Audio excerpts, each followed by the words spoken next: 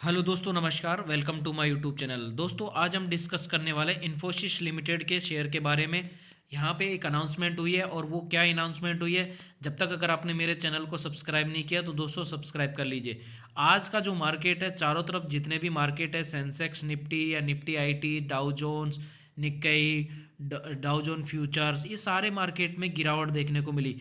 तो इस वजह से आज सारे शेयर्स के अंदर यानी कि आज आपके जितना भी पोर्टफोलियो था उसमें सब में नेगेटिविटी देखने को मिली। तो इन्फोसिस भी एक उनमें से एक शेयर है, आईटी का एक दिग्गज कंपनी है। वो भी आपको यहाँ पे 2% के 1.5% के आसपास यहाँ पे गिरता हुआ नजर आया।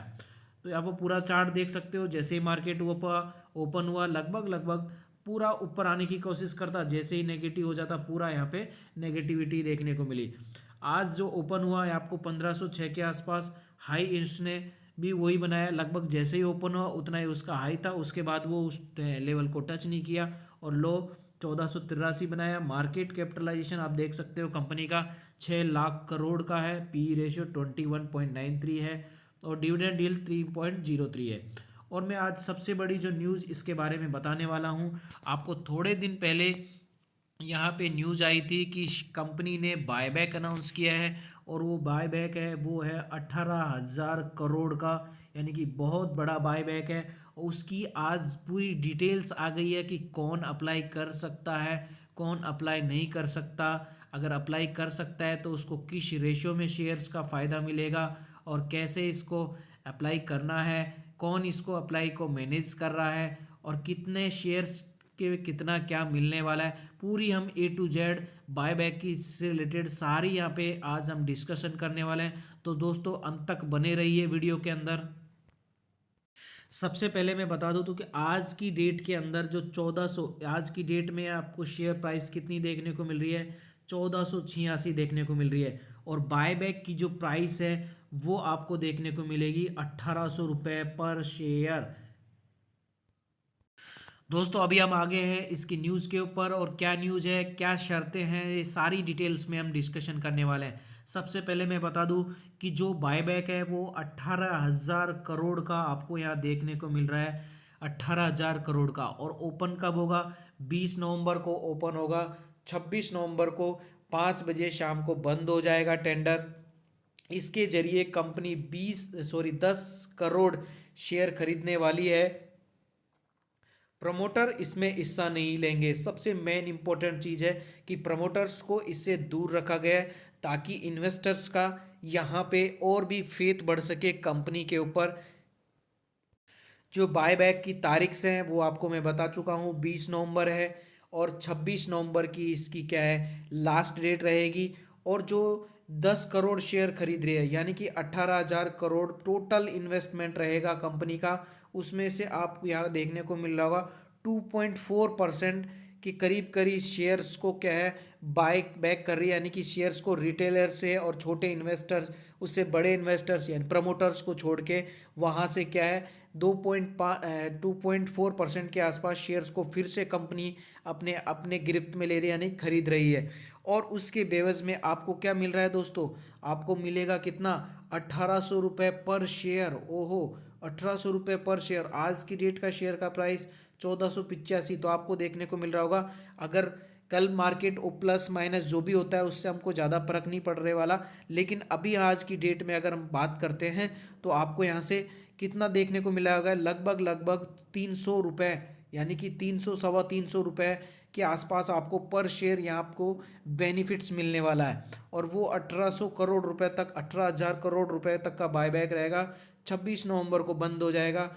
इसको मैनेज कौन कर रहा है दोस्तों, मैनेज कर रहा है कोटक महिंद्रा।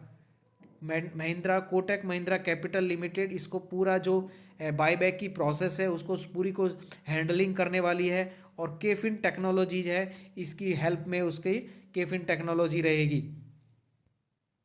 दोस्तों इसकी सबसे बड़ी कंडीशन क्या है, सबसे बड़ी कंडीशन ये है कि जो पहले से ही कंपनी ने बहुत टाइम पहले अनाउंसमेंट किया था जब क्वार्टर के रिजल्ट आए थे कि 18,000 करोड़ के हम बायबैक्स करने वाले हैं शेयर्स के, यानी कि 2.41% के आसपास।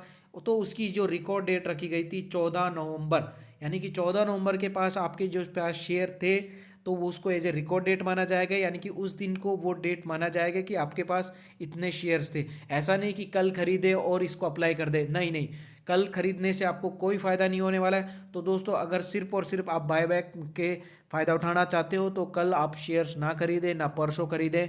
आपके पास 14 तारीख रिकॉर्ड डेट थी, 14 तारीख को अगर आपके पास शेयर्स हैं तो आप इस चीज़ के लिए एलिजिबल होंगे, अदरवाइज एलिजिबल नहीं होंगे। फालतू में आप पैसा इसको सोच के इन्वेस्ट ना करें। इसके पीछे कंडीशन क्या है, कंडीशन भी ये रखिए दोस्तों, अगर जो रिटेल इन्वेस्टर है यानी कि जो छोटा इन्वेस्टर है वो उसके लिए क्या कंडीशन रखी है कि 11 शेयर्स अगर उसके पास हैं तो उसको 2 शेयर्स का पैसा मिलने वाला है। यानी कि एवरी 11, प्रत्येक 11 शेयर्स पे 2 शेयर को टेंडर के रूप में वो भर सकता है, यानी कि वो अप्लाई कर सकता है।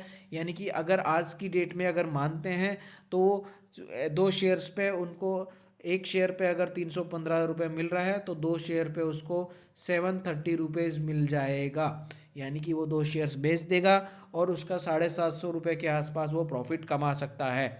यानी कि रिटेलर्स के लिए क्या रखा है दोस्तों, रिटेलर्स के लिए 11 शेयर्स पे उसको 2 शेयर्स के लिए वो एलिजिबल रहेगा। और उससे जो बड़े इन्वेस्टर्स हैं प्रमोटर्स को छोड़ के 706 शेयर्स अगर उसके पास है तो उसके लिए उसको 17 शेयर्स के लिए वो टेंडर में पार्टिसिपेट कर पाएगा। दोस्तों मैं पहले ही बता चुका हूं कि इस टेंडर के अंदर यानी कि बायबैक के अंदर प्रमोटर्स को यहाँ पे जगह नहीं दी गई है कंपनी ने, मतलब प्रमोटर्स इसके अंदर भाग नहीं लेंगे।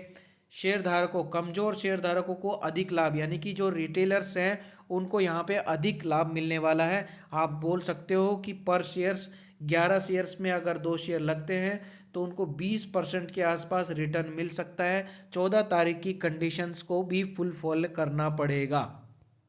दोस्तों इससे होगा क्या, इसका फ़ायदा क्या है, फ़ायदा ये है प्रमोटर्स को बढ़ता विश्वास।